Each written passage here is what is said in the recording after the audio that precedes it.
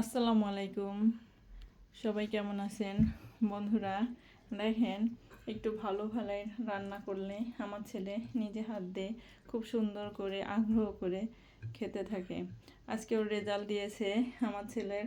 একটু তাকাও aunty uncle, যদি একটু দেখাও। আমার ছেলের আজকে রেজাল্ট দিয়েছে, মোটামুটি রেজাল্ট করেছে আপনাদের দোয়ায়। তো এই জন্য একটু ভালো রান্না করেছিলাম।